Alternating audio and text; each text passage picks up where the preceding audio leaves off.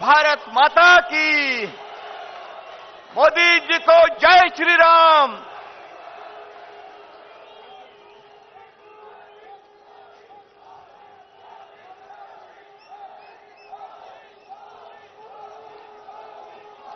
भारत माता की।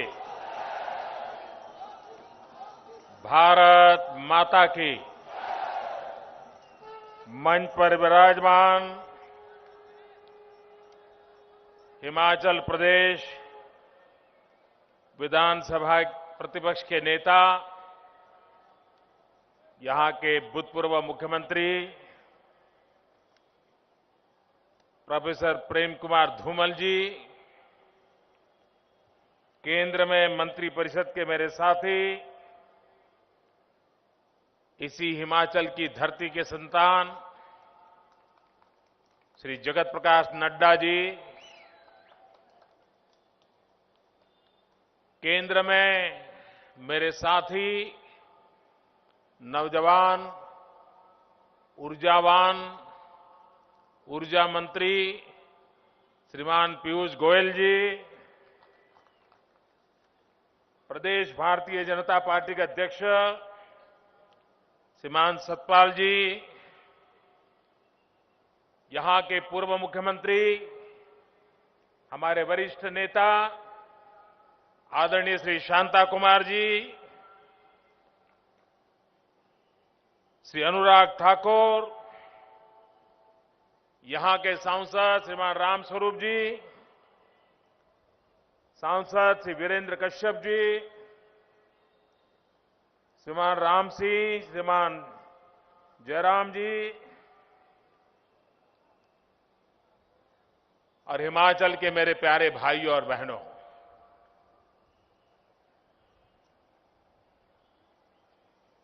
इस देवभूमि पर आप सबके दर्शन करने का मुझे सौभाग्य मिला और इतनी बड़ी संख्या में आप मुझे आशीर्वाद देने के लिए आए।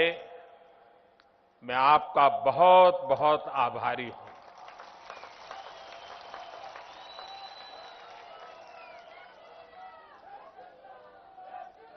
मैं काशी से लोकसभा का सांसद हूं और काशी के लोकसभा के सांसद को आज छोटी काशी में सर झुकाने का अवसर मिला है। ये मेरा और एक सौभाग्य है। आज जब मैं यहां आया तो मुझे मन में थोड़ा संकोच हो रहा था, भीतर से थोड़ा मैं हिला हुआ था। मेरे मन में था कि हिमाचल के लोगों ने मुझे इतना प्यार दिया, इतना प्यार दिया है, लेकिन मैंने यहां आने में बहुत देर कर दी।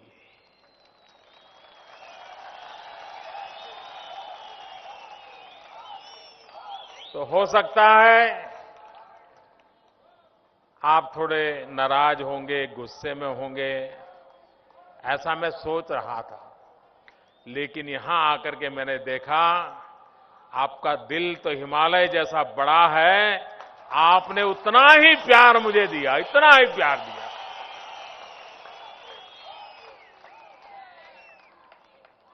पल भर में जैसे बर्फ पिघल जाए, सारे गीले शिकवे पिघल गए। मैं आपका सर झुका करके नमन करता हूं आपके प्यार के लिए।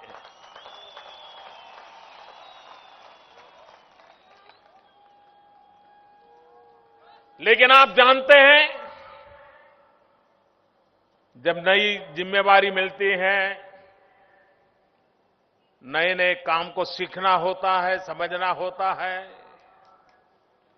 तो फिर लगता है चलो अभी अपनों में तो थोड़ी देर के बाद जाएंगे तो भी चलेगा, कि यहां तो बहुत कुछ रहा हूं। और इसलिए स्वाभाविक भी था कि और काम करते करते करते फिर आज आप लोगों के बीच आने का अवसर मिला। और मंडी में आए, सेपू बड़ी की तो याद आ गई।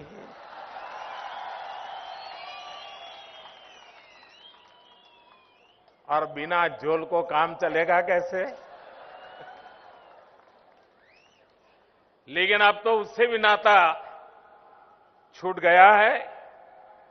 लेकिन टेस्ट ऑफ मंडी अभी भी बरकरार है।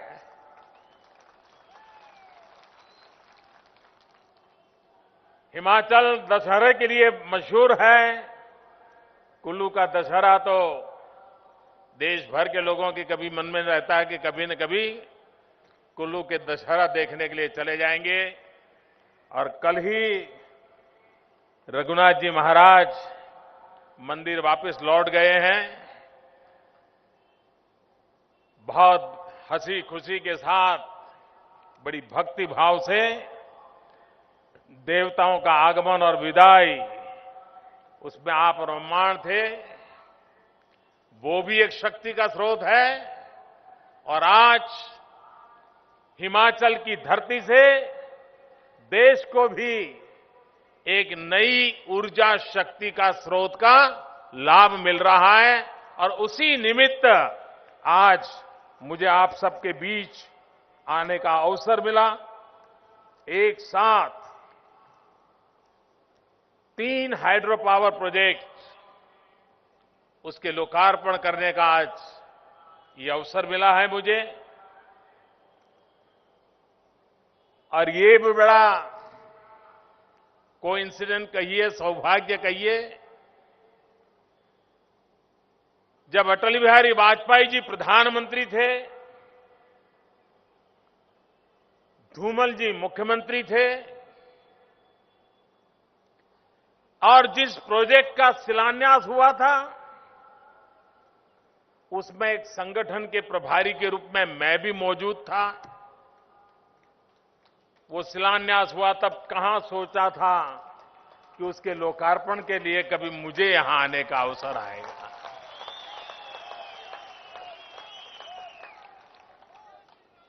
लेकिन ये सुभग संयोग है कि आज मुझे आप लोगों ने जो जिम्मेवारी दी है, उस जिम्मेवारी के तहत अटल जी ने जिस कार्य को आरंभ किया था,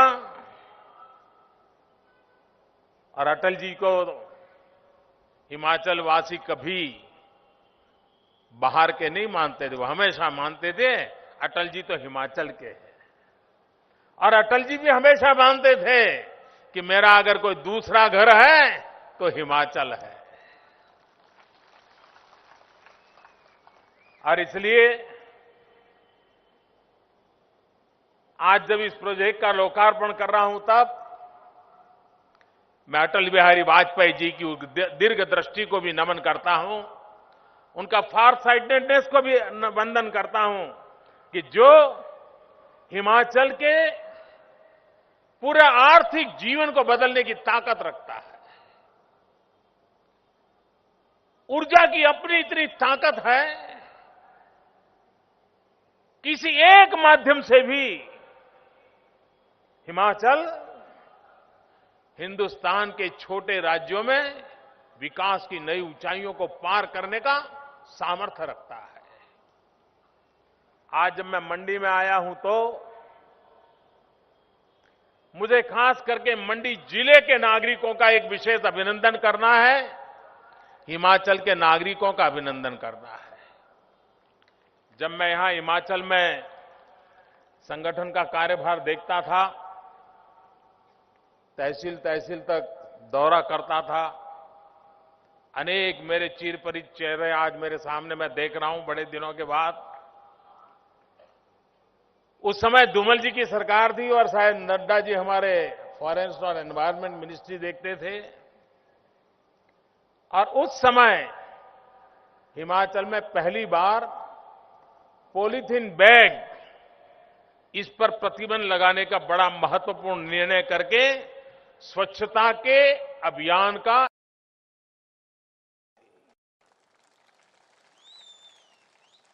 और इस बार मुझे दिल्ली में स्वच्छता के क्षेत्र में उत्तम काम करने वालों को इनाम देने का अवसर आया तो ये मंडी जिला इनाम लेने वालों में से था।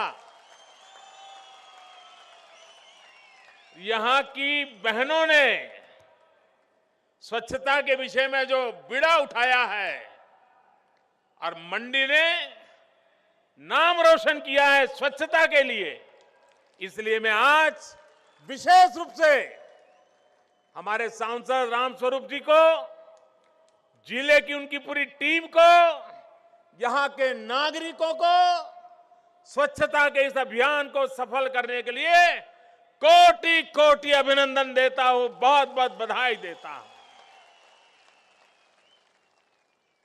आज यहां मंडी के सिवाय से भी बहुत लोग आए होंगे। मंडी वालों ने तो स्वच्छता के अंदर एक नई ऊंचाई पार कर ली है, लेकिन आप सबको भी मेरा आग्रह है कि जब इस सभा से वापस जाएंगे तो यहां वो प्लास्टिक की बोतल कुछ छोड़ करके मत जाना, उठा के ले जाओगे ना, ऐसे नहीं, जवाब दीजिए। पूरा मैदान सफाई करके जाओगे ना, वरना मंडी वाले हमारी शिकायत करेंगे, क्योंकि मंडी ने सफाई के लिए एक बहुत बड़ा पैरामीटर तय किया है। तो उनके इस अभियान को यहां पर भी आए हुए सब ने मदद करनी चाहिए। और हिमाचल के लोग, ये देवभूमि ऐसे ही नहीं है, लोग भी इतने ही पवित्र हैं कि ऐसी पवित्र कामों को ताकत देने का उनका स्वभाव है।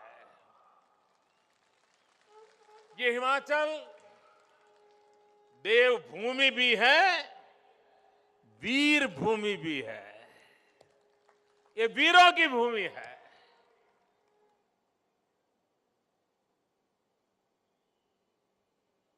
शायद यहां कोई परिवार ऐसा होगा जिसका लाल मां भारती की रक्षा के लिए सीमा पर तैनात न हुआ हो, ऐसा शायद कोई परिवार मुश्किल से मिलेगा। हर परिवार में एक फौजी, हर परिवार में राष्ट्र के लिए मरने मिटने वाले लोगों की पीढ़ियों की परंपरा, ऐसी ये वीरों की भूमि है। अगर परमवीर चक्र की सूची देखें तो छोटा सा हिमाचल, लेकिन पूरे हिंदुस्तान में आन बान शान के साथ सर ऊंचा करके खड़ा हुआ दिखाई देता है। मैं उन वीरों को नमन करता हूं, उन फौजियों को नमन करता हूं। आजकल पूरे देश में हमारी सेना के पराक्रम की चर्चा हो रही है। पहले कभी हम इजराइल ने ऐसा किया सुनते थे, लेकिन देश ने देखा कि भारत की सेना भी किसी से कम नहीं है।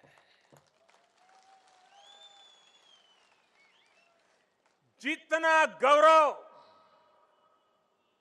आज जो सेना में तैनात हैं उनके लिए हम करते हैं, उतना ही गौरव उन सेवानिवृत्त फौजियों का भी है, क्योंकि उन्होंने भी इस महान परंपरा को कायम रखते हुए नई पीढ़ी को ये ताकत देकर के आए हैं। और इसलिए आज जो तैनात हैं, अगर उनको 100 सलाम है, तो जो वहां से निवृत्त होकर के आए हुए और हिमाचल के हर घर में है, उनको भी मेरा 100 सलाम है। भाइयों बहनों, मैं लोकसभा के चुनाव में यहां इसी मैदान में सभा करने आया था और उस सभा में मैंने वन रैंक वन पेंशन की बात कही थी।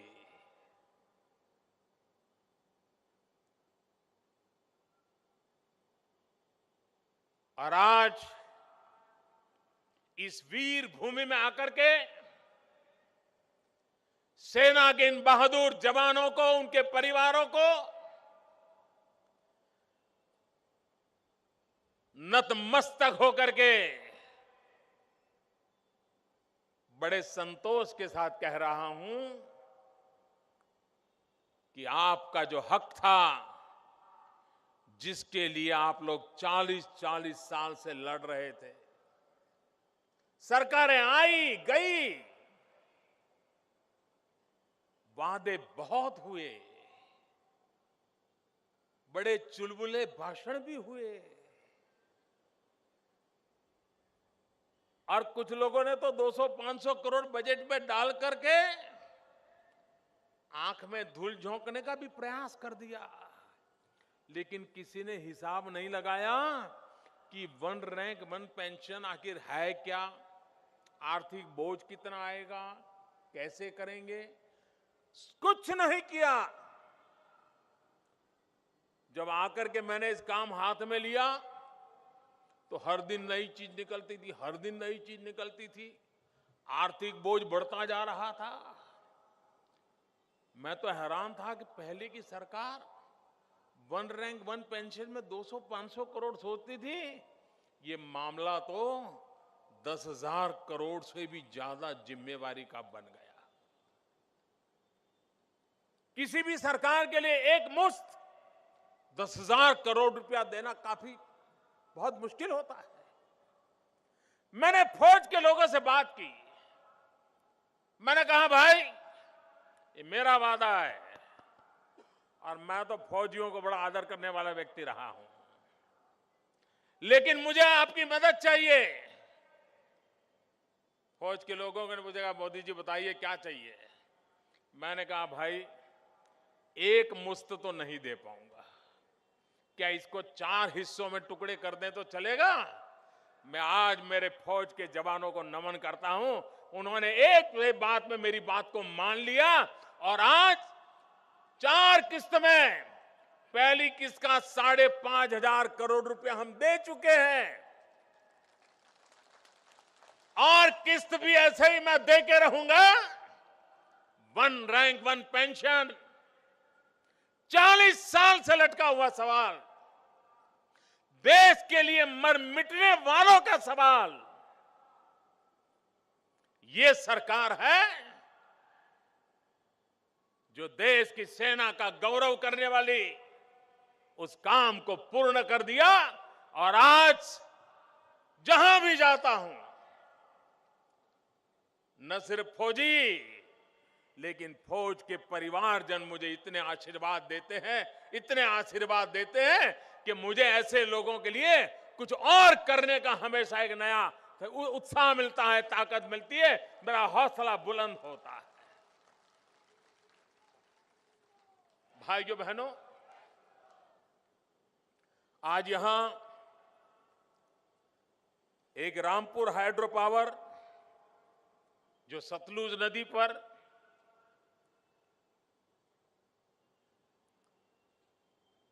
करीब करीब 4,200 करोड़ रुपया खर्च,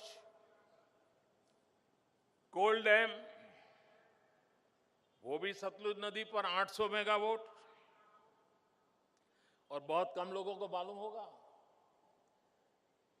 1962 में रशिया के साथ, यूएसएसआर के साथ ये कोल डैम बनाने का प्रोजेक्ट साइन हुआ था। सतलुज में इतना पानी बह गया, इतना पानी बह गया, सरकारें आई, प्रधानमंत्री आए गए, वो कागज वहां का वहां रह गया। ये अटल जी के आने के बाद ये काम आगे बढ़ा, और आज उसके फल हिमाचल और देश को मिल रहे हैं। इससे बड़ा गर्व क्या हो सकता है। पार्वती ये बड़ा कमाल का प्रोजेक्ट है जी। प्रोजेक्ट 1, प्रोजेक्ट 2, प्रोजेक्ट 3, परिवार में 3 बेटियां हो और पहले तीसरी की शादी हो तो जरा अजीब सा लगता है। ये पार्वती 3 का प्रोजेक्ट का आज उद्घाटन हो रहा है, 1 और 2 के लिए तो अभी मुझे धक्के मारने पड़ रहे हैं। मैंने पिछले दिनों मैं एक प्रगति कार्यक्रम करता हूं टेक्नोलॉजी के द्वारा। भारत सरकार की के जो प्रोजेक्ट है उसके हाल क्या है उसका बड़ा मैं खुद बैठ करके रिव्यू करता हूं। लाखों करोड़ों का प्रोजेक्ट को रिव्यू किया। मैं जब प्रधानमंत्री के रूप में जिम्मेवारी ली और जब मैं चुनाव में कैंपेन कर रहा था तो मैंने कभी नहीं सोचा था कि प्रधानमंत्री को और पीएमओ को एक आर्कियोलॉजी डिपार्टमेंट चलाना पड़ेगा, पुरातत्व विभाग चलाना पड़ेगा। ये मैंने कभी सोचा नहीं था, मेरी कल्पना में ही नहीं था। लेकिन प्रधानमंत्री बनने के बाद मुझे एक नए तरीके का पुरातत्व विभाग खोलना पड़ा है। ये पुरातत्व विभाग ये है जिसमें मुझे बाबा आदम के जमाने में किसी जमाने में कोई प्रोजेक्ट तय हुआ हो, किसी का शिलान्यास हुआ हो और बाद में 30-30 साल तक वो फाइल ही खो गई हो, तो मैं ये खोज करके ये हाड़ पिंजर निकाल रहा हूं, स्केलेटन निकाल रहा हूं कि हुआ क्या भाई। मैं हैरान था जी। एक प्रोजेक्ट मैंने देखा रेलवे का और चौंकाने वाला था जी कि रेलवे का एक प्रोजेक्ट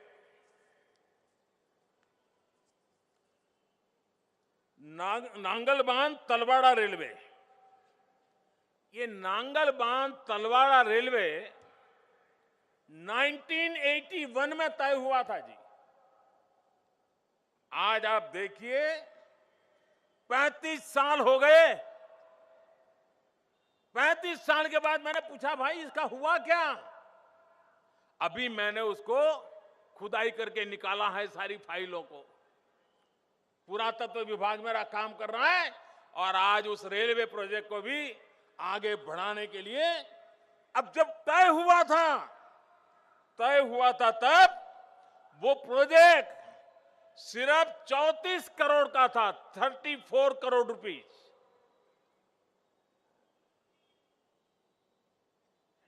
ऐसा क्रिमिनल नेग्लिजेंस के कारण ये 34 करोड़ का प्रोजेक्ट आज 2100 करोड़ का प्रोजेक्ट बन गया।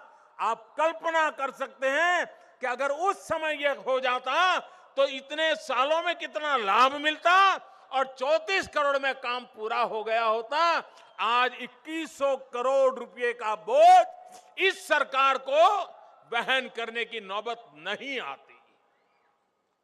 लेकिन ज्यादातर तो कागज पे प्रोजेक्ट कर देना, प्रेस नोट दे देना या तो कहीं जाकर के पत्थर लगा देना, इसी का परिणाम है।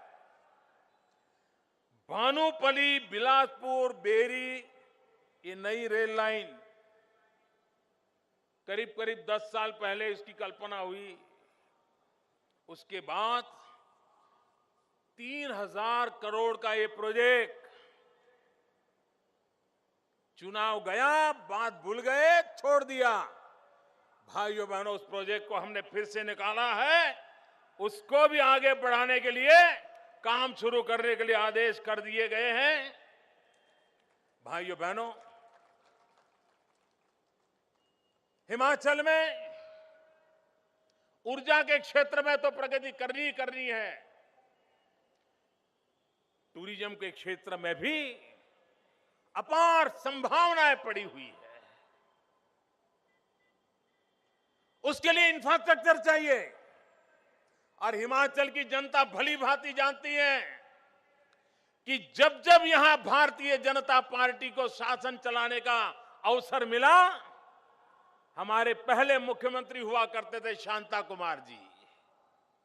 हिमाचल के किसी भी कोने में चले जाइए, मुख्यमंत्री के नाते शांता कुमार जी की पहचान बन गई थी। पानी वाले मुख्यमंत्री, पानी पहुंचाने का बीड़ा उठाया था उन्होंने। बाद में धूमल जी की सरकार बनी। धूमल जी की सरकार की पहचान बनी ग्रामीण सड़क वाले मुख्यमंत्री, गांव गांव सड़क की जाल बिछाने वाले मुख्यमंत्री। और अभी मुख्यमंत्री की पहचान क्या है, मुझे बताना पड़ेगा क्या? क्या है भाई? ये फर्क है। भारतीय जनता पार्टी ने मुख्यमंत्री दिए तो कोई पानी के लिए अपने आप को खपा दिया, तो किसी ने सड़क के लिए खपा दिया, और भी लोग आए जिन्होंने अपने लिए न जाने क्या क्या खपा दिया।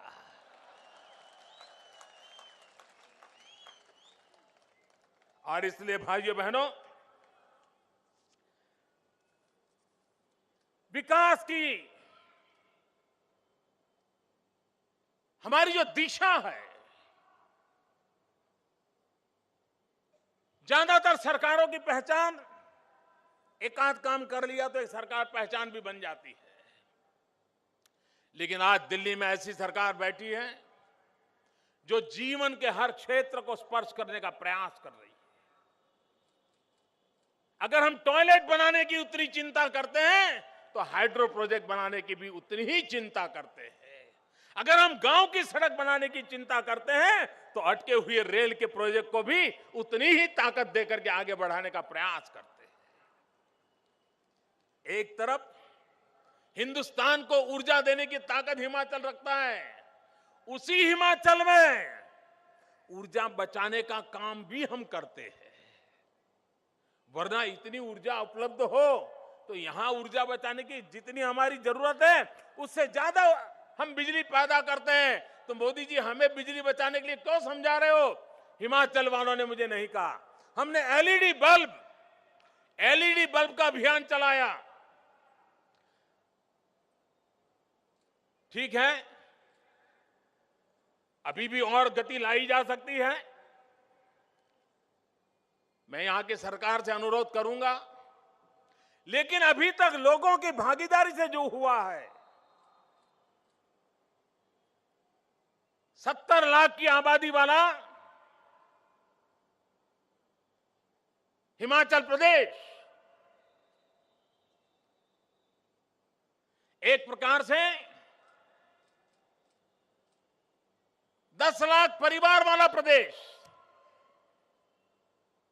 इन 10 लाख परिवारों ने जो एलईडी बल्ब लगाने का धीरे धीरे शुरू किया है, मुझे अभी भी हमारे ऊर्जा मंत्री पीयूष जी बता रहे थे कि एलईडी बल्ब डालने के कारण जो ऊर्जा की बचत हुई है, उसके कारण यहां के परिवारों को डेली 95 लाख रुपीज यानी करीब करीब 1 करोड़ रुपया का रोज का बचत हो रहा है। मतलब साल भर में 350 करोड़ रुपया यहां के परिवारों की जेब में बचने वाले हैं। काम कैसे किया जाता है इसका यह उदाहरण है। बिजली का बिल कम होने से साल भर में करीब 350 करोड़ रुपया इन 10 लाख परिवारों के बचने वाले हैं, जिसकी आबादी करीब करीब 70 लाख आबादी है। सरकार योजना बनाए तो लोगों का कैसे भला हो सकता है, इसका यह उदाहरण है। भाइयों बहनों,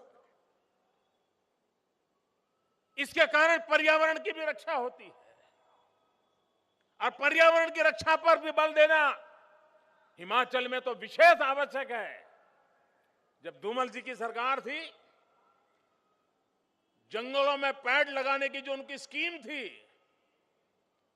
मैं जब गुजरात का मुख्यमंत्री बना तो मैंने मेरे यहां से एक टीम भेजी थी स्टडी करने के लिए कि धूमल जी ने जंगल बचाने के लिए और जंगल बढ़ाने के लिए जो काम उठाया है, कुछ सीख के आओ, ताकि गुजरात के अंदर हम इन जंगलों को बढ़ाने के लिए क्या कर सकते हैं।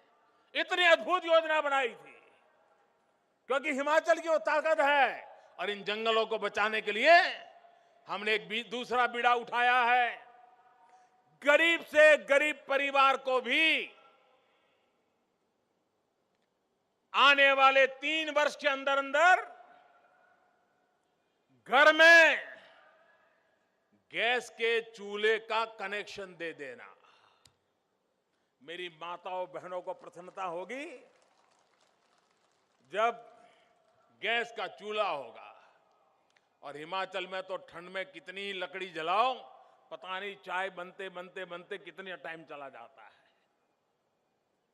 ऐसी ठंड में गुजारा करते हैं, उनको एक गैस का चूल्हा सबसे ज्यादा आशीर्वाद हिमाचल की माताओं बहनों को होने वाला है। उज्ज्वला योजना के तहत गरीब से गरीब परिवार की माताओं को ये गैस का चूल्हा देने की योजना बहुत तेजी से हम आगे बढ़ा रहे हैं। और उसका लाभ अभी धूमल जी बड़ी चिंता जता रहे थे कि भारत सरकार इतना सारा धन दे रही है,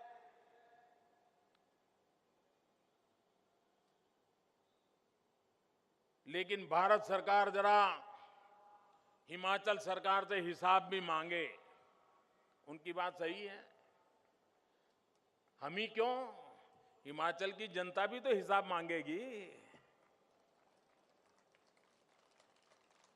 और मुझे विश्वास है मांगेगी, पक्का मांगेगी, क्योंकि 14th फाइनेंस कमीशन, वित्त आयोग 14वां, उसने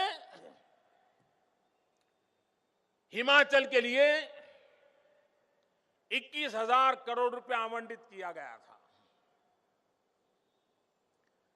भाइयों बहनों, हमारी सरकार आने के बाद 21,000 करोड़ से बढ़कर के 15th फाइनेंस कमीशन में ये रकम हो गई है 72,000 करोड़ रुपया। कहां 21,000 करोड़ और कहां 72,000 करोड़ रुपया। इतना सारा धन दिल्ली के खजाने से हिमाचल के भाग्य को बदलने के लिए लगाया गया है। मैं आशा करता हूं कि यहां की सरकार, यहां के मुलाजिम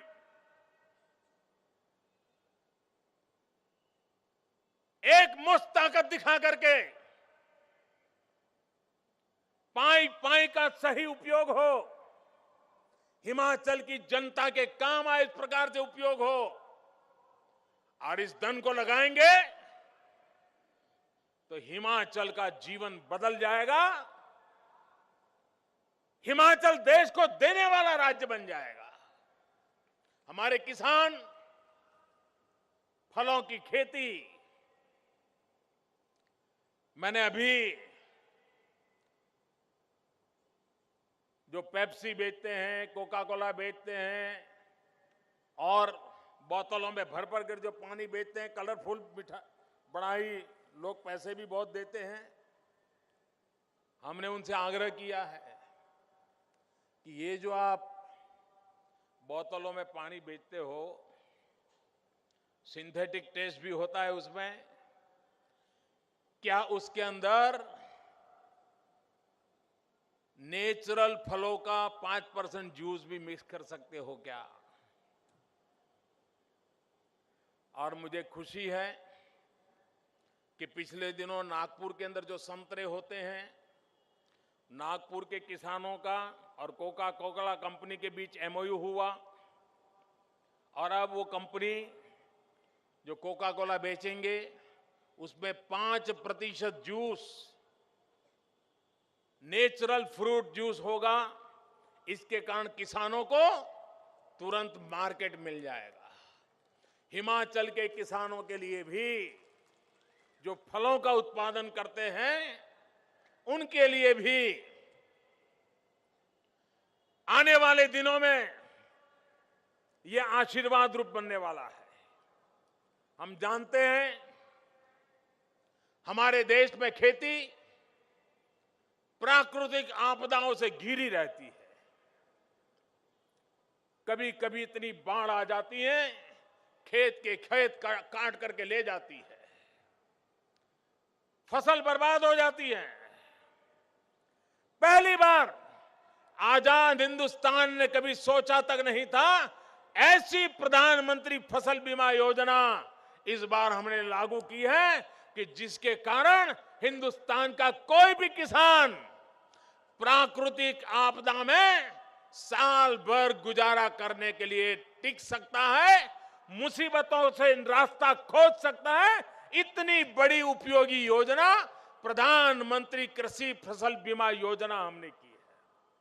मैं हिमाचल सरकार से आग्रह करता हूं कि पूरे देश की सरकारों ने प्रधानमंत्री कृषि फसल योजना को प्राथमिकता दी है, उसके लिए एजेंसियां बुक कर दी है, टेंडर प्रक्रियाएं कर दी है और देश में करोड़ों किसान ये बीमा योजना का लाभ उठाना शुरू कर दिया है।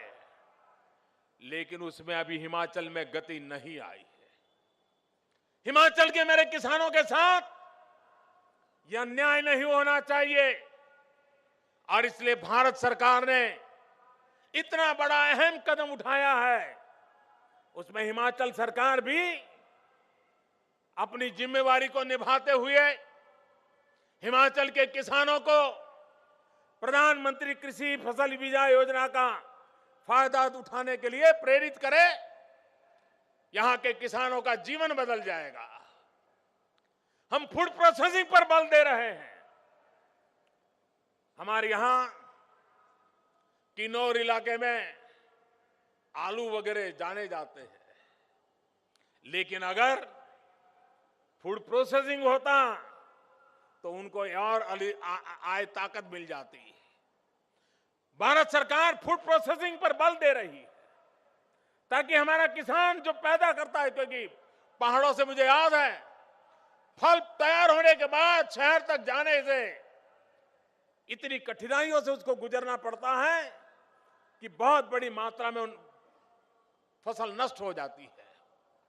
इसको बचाने के लिए आवश्यक इंफ्रास्ट्रक्चर, आवश्यक कोल्ड स्टोरेज, आवश्यक पैकेजिंग, आवश्यक ट्रांसपोर्टेशन, ई मंडी का प्रयोग, ताकि किसान जो चाहे वो दाम उसको मिल सके, उस पर बल देते हुए हम चीजों को आगे बढ़ाने का प्रयास कर रहे हैं। मेरे हिमाचल के प्यारे भाइयों बहनों, मैं फिर एक बार इस मंडी की धरती पर आप लोगों का इस छोटी काशी में आशीर्वाद पाने के लिए भाग्यशाली बना। मैं आपका बहुत बहुत आभार व्यक्त करता हूं। मेरे साथ बोलेंगे भारत माता की, भारत माता की, भारत माता की। बहुत बहुत धन्यवाद।